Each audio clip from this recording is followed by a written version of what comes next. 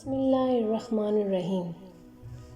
نبی کریم صلی اللہ علیہ وآلہ وسلم کی وفات کا وقت جب آیا، اس وقت آپ صلی اللہ علیہ وآلہ وسلم کو شدید بخار تھا۔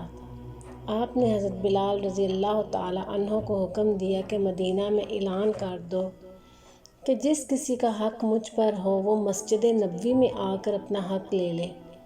مدینہ کے لوگوں نے یہ اعلان سنا تو آنکھوں میں آنسو آ گئے اور مدینہ میں کرم مچ گیا۔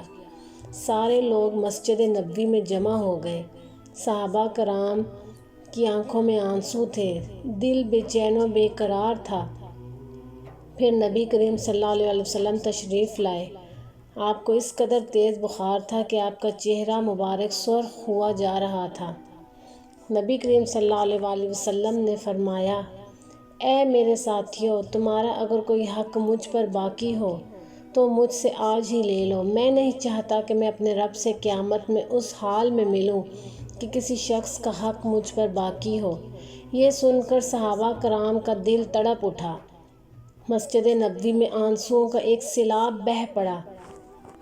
صحابہ رو رہے تھے لیکن زبان خاموش تھی کہ اب ہمارے آقا ہمارا ساتھ چھوڑ کر جا رہے ہیں۔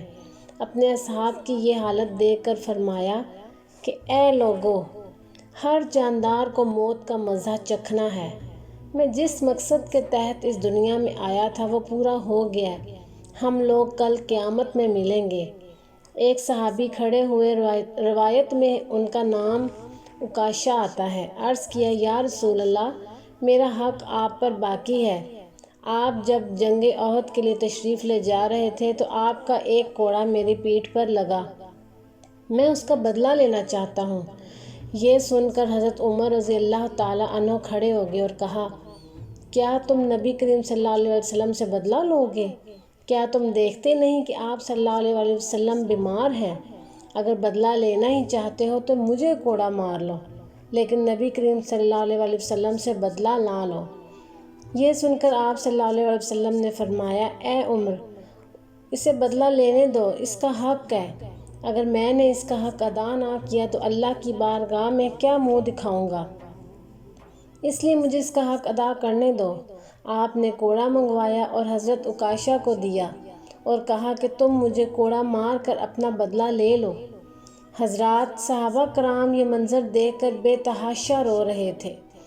حضرت عکاشہ نے کہا کہ اے اللہ کے رسول، میری ننگی پیٹھ پر آپ کا کوڑا لگا تھا۔ یہ سن کر نبی کریم صلی اللہ علیہ وسلم نے اپنا کرتا مبارک اتار دیا اور کہا، لو، تم میری پیٹھ پر کوڑا مار لو۔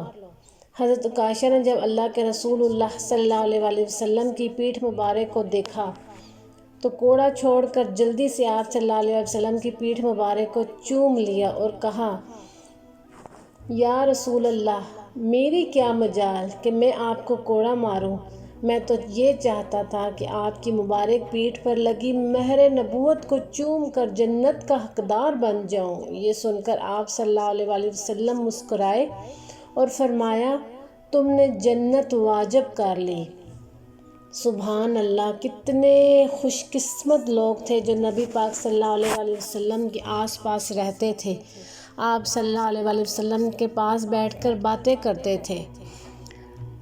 ناظرین، اگر میری ویڈیو پسند آئی تو اس کو لائک اور شیئر ضرور کیجیے گا صدقہ جاریہ سمجھ کے، اور جانے سے پہلے سب ایک بار درود شریف پڑھ لیں۔ اللہم صلی علی محمد وعلی آل محمد کما صلیت علی ابراہیم وعلی آل ابراہیم انک حمید مجید۔ اللہم بارک علی محمد وعلی آل محمد کما بارکت علی ابراہیم وعلی آل ابراہیم انک حمید مجید۔ اپنی دعاؤں میں یاد رکھیے گا۔ جزاک اللہ خیر۔